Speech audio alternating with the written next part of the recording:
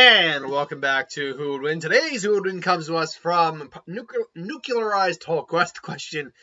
Who will win a fight, the Living Tribunal or Divine Spawn? It's Spawn. That counts for Halloween. But yeah, I mean, this is arguably the strongest version of Spawn we've had. Okay. The Living Tribunal is a being that essentially is the embodiment of the entire Marvel multiverse created by the One Above All. The One Above All is the only being that really supersedes him in power. He is designed to be a judge, jury, and, if need be, executioner for the entirety of the balance of the Marvel Universe. It's his job, basically, to govern and make sure that the order of the multiverse is intact. So when Thanos, obtained the Infinity Gauntlet, he basically said, no, what he did was snap away half the life in the galaxy. That kept things balanced. When Adam Warlock had it, he basically said, yeah, no, it's, we need to see if you're worthy of that thing. He's like, yeah, no. It's like, yeah, no, I'm getting rid of this. And then she just said, no, you're not. His power is that he is at minimum equal, if not greater, than the Infinity Gauntlet itself. The difference is he's a multiversal level being, whereas the Infinity Gauntlet is a universal level weapon. In theory, it could be multiversal, but the problem is each universe's Infinity Stones only work in their respective universe. So the Infinity Gauntlet is limited by the fact that it can only be used in said universe, whereas Living Tribunal is not bound by such laws. Now, the Living Tribunal has, I think, been killed in certain incarnations, but it depends on the writer and depends on the circumstance. Otherwise, he just kind of sits and does his thing. Divine Spawn basically came about from a interaction with the Mother of All Creation. The Mother of All Creation is the being that literally created everything, including God and Satan.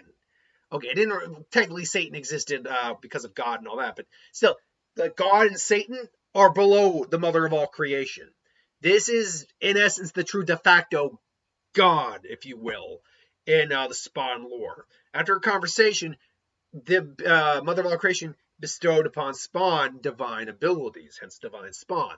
What those abilities are is basically the powers of a god. Spawn actually recreated the universe in his image and then gave up his divine powers. By the way, in terms of Spawn designs, I've always loved Divine Spawn's look. It's very simplistic. It's Spawn, but he's lost a lot of the markings. He's still got the white face. He doesn't have Lilith, based technically. He's got these giant wings. It's just, I love the look. It's a great look. Simplistic but effective. But yeah, he's got all the powers he's basically got the power of an Infinity Gauntlet, is what he is. He's a walking Infinity Gauntlet, heart of the universe type character. However, I'll tell you right now who wins this fight. It's the Living Tribunal. Now, the reason for that is actually very simple. There is more, except for the One Above All, there is whatever limitation the Living Tribunal's powers have are very minute. To the point where the Living Tribunal could actually wipe away the Celestials, Galactus, any of the actual gods in the Marvel Universe that it wanted to, if it really needed to, or had to, or wanted to. But Spawn's power, A, is nothing compared to the Mother of All Creation, which would be the equivalent of the One Above All. And which the Living Tribunal is not equal to either, so that's fine. However, Divine Spawn was incapable of destroying/killing Satan or God themselves. He was not capable of doing that. And that already shows you the crack in the armor in terms of level of power compared to the other two. Living Tribunal can take care of any of the gods in his world. Spawn can't. Now, you might be saying, well, the God and Satan in the Marvel world are not necessarily the same thing. God and Satan in the Spawn world are not the same thing as God and Satan in the Marvel world. And that is true. We have never truly seen the the Christian God. We've never seen the Christian God, if you will, the true God of the Marvel Universe, really. Nor have we really met Satan. Technically speaking, the one below all would be considered Satan. And honestly, let me just see how the one below all stacks in power. It's clearly not as strong as the one above all. Below all. Let's see here now. The one below all is the dark side. Is the dark side and part of the cosmic being known as the one above all, was the supreme ruler of the multiverse and the supreme embodiment of creation and compassion, which would make the one below all the ultimate personification of stupid ads. Yes, it's the personification of stupid ads, of destruction and hate. It resides in the lowest point of reality, called the below place, aka hell, sealed off from the rest of the multiverse through the metaphysical green doors. It manifests in other realities through extreme gamma, the mutagenic third form of gamma radiation. When Bruce fell victim to the gamma bomb, he opened a green door and infused with the power of basically the devil. In terms of his powers, he is the one below all, is the source of all mutagenic form of gamma radiation. He more or less has the same kind of powers. But his biggest weakness is its mindlessness. On its own, it's practically mindless. Is practically mindless and acts a little more than a beast, acting to the one above all in a similar fashion as the Hulk does to Bruce Banner.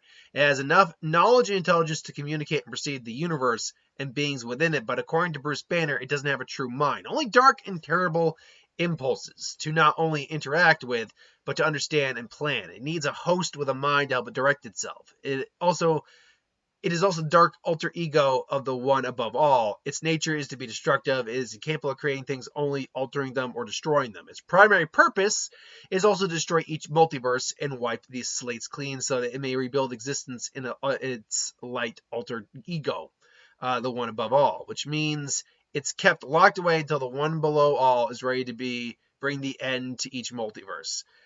So it's debatable, I guess, then if the Living Tribunal could actually take on the one below all. It does sound like it's still not as strong as the one above all, but it does seem like it's not this version of, let's call it Satan, because that's really what it is. The one above all is God, whereas the one below all is Satan in this case. They do seem stronger than the Spawn counterparts, simply because they seem to govern things on a multiversal scale. Whereas Spawn didn't seem to be able to do things on a multiversal scale. His powers were very much below the Mother of Creation, who is a multiversal level being.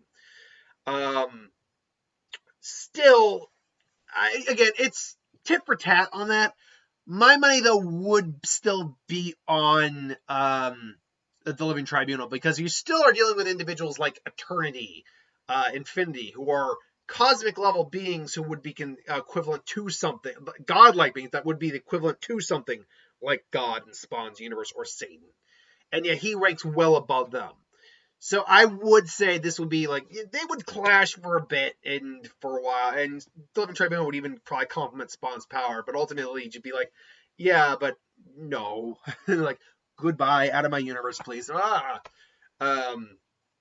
So I would probably go with the Living Tribunal in this. He is flat out known as a multiversal level being.